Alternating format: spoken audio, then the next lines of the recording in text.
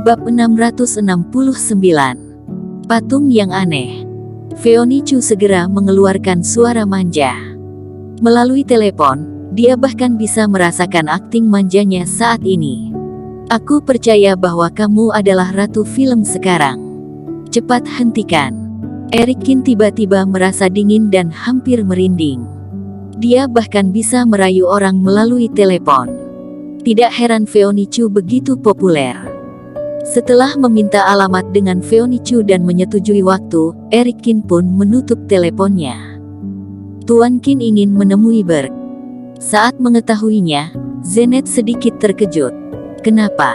Kamu juga mengenalnya?" kata Erikin. "Aku pernah bertemu dengannya beberapa kali tahun lalu, dan kami juga bertukar informasi kontak," kata Zenet sambil mengangguk. "Apakah Tuan Qin ingin aku pergi juga?" tanya Zenet. Erikin berpikir sejenak. Zenet adalah kepala rumah dari keluarga atas pada awalnya, dan dia berteman dengan Berg. Mungkin saja negosiasinya akan berjalan lebih baik dengan adanya Zenet.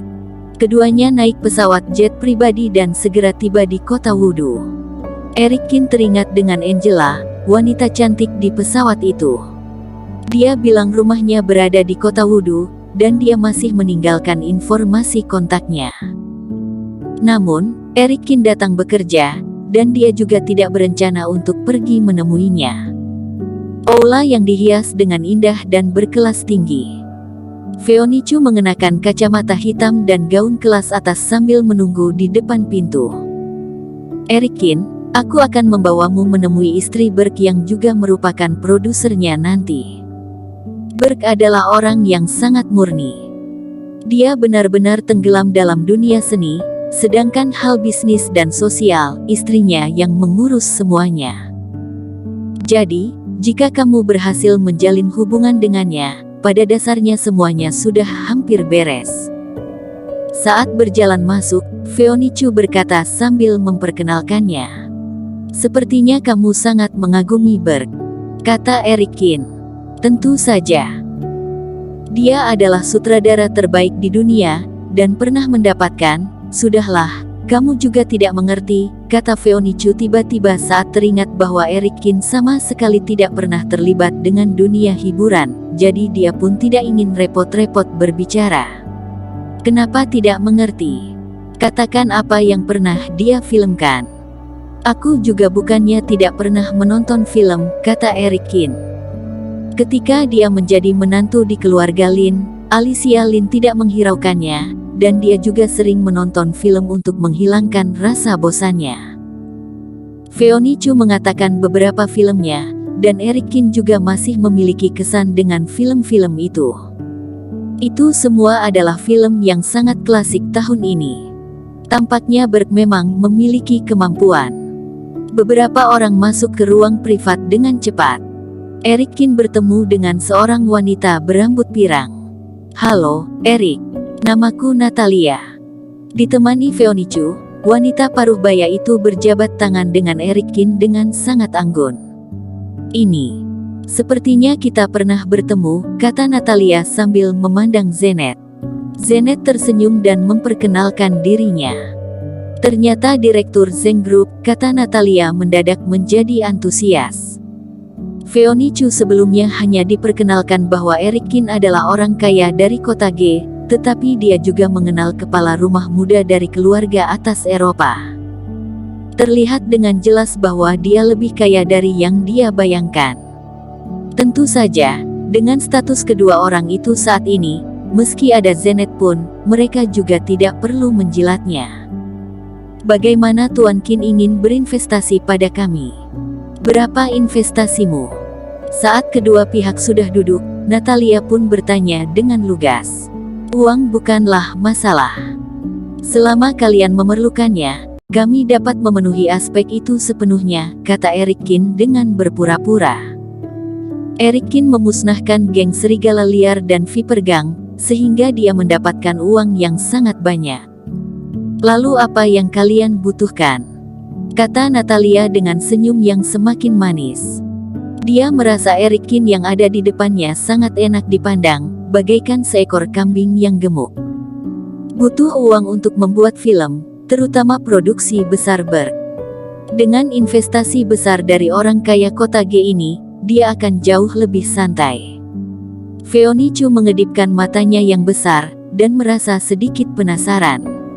Dia tahu Eric Kin tidak kekurangan uang, tetapi dia benar-benar tidak tahu seberapa kayanya Eric Kin. Aku ingin memasukkan seorang karakter, kata Eric Kin. Itu, jika untuk pemeran utama, Berg mungkin memiliki persyaratan untuk akting, kata Natalia sedikit kesulitan. Aku bisa memberinya kesempatan untuk wawancara, tetapi aku tidak bisa menjamin apakah dia diterima atau tidak. Tidak, hanya penambahan aktor. Eric Kin menggelengkan kepalanya. Dia masih harus berlatih, dan tidak memiliki waktu untuk syuting film. Sampai saat itu, akan ada beberapa adegan saja, dan itu cukup untuk memuaskan keinginan ibunya. Apa masih ada persyaratan lainnya? Tidak ada. Jika ada Feonichu, itu yang paling baik, kata Eric Kin setelah memikirkannya. Ibunya sepertinya menyukai wanita ini. Oh, kalau begitu aku bisa membuat keputusan. Natalia sangat senang. Punya uang dan tidak banyak permintaan, investor seperti itu benar-benar bagaikan kambing gemuk terbaik. Tuan Kin, tidak ada masalah padaku. Kamu perlu berdiskusi dengan suamiku tentang rincian spesifik tindak lanjut. Natalia bangkit dan mengundang beberapa orang untuk bertemu Berg. Apa Berg sangat sibuk? Kata Eric Kin. Berg itu bahkan tidak punya waktu untuk bertemu dengan investor. Maaf, Tuan Kin. Suamiku sibuk syuting akhir-akhir ini. Kamu tahu tidak semua orang memenuhi syarat untuk masuk dan syuting di Istana Reluo. Karena kami masih memiliki persahabatan dengan Yang Mulia, jadi dia setuju untuk mengizinkan kami masuk. Dengan kesempatan ini, aku juga bisa membawa kalian berdua untuk mengunjungi istana.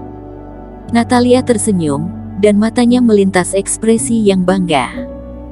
Meskipun negara Reluo sudah bukan pada masa kejayaan aslinya, tetapi istana itu masih memiliki kekuatan dan reputasi yang besar, dan telah ditempati dan dihuni oleh keluarga kerajaan. Kebanyakan orang tidak memenuhi syarat untuk masuk, apalagi meminjam tempat itu. Jadi Natalia selalu sangat bangga karenanya. Kalau begitu kami sangat beruntung, kata Zenet sambil tersenyum sopan. Natalia juga tersenyum, tetapi saat dia melirik Eric Kin dan Zenet, dia menyadari bahwa ekspresi mereka cukup tenang. Terutama Eric Kin. Dia hampir tidak bereaksi, seolah-olah tidak peduli. Itu membuat Natalia sedikit terkejut. Mungkinkah Eric Kin juga pernah masuk ke istana? Namun, dia segera menepis pemikiran itu. Eric Kin hanyalah orang kaya kota G. Seharusnya dia tidak memenuhi syarat untuk berhubungan dengan keluarga kerajaan. Dia tidak tahu bahwa Eric Kin tidak hanya bertemu dengan pangeran negara Reluo di perjamuan Tuan Besar Zeng, tetapi pangeran itu juga masih memberinya hadiah, dan berinisiatif menyapanya dengan sangat ramah. Tentu saja tidak ada yang perlu dia gembirakan. Beberapa orang itu langsung menuju ke istana dengan mobil. Istana negara Reluo terletak di sisi barat sebuah taman besar yang dikelilingi dengan pegunungan dan sungai, dan lingkungannya pun sangat indah. Namanya istana, tetapi menempati area yang sangat luas. Tidak berlebihan jika itu dikatakan sebagai kota kecil. Bangunannya yang megah dan penuh dengan keindahan sejarah.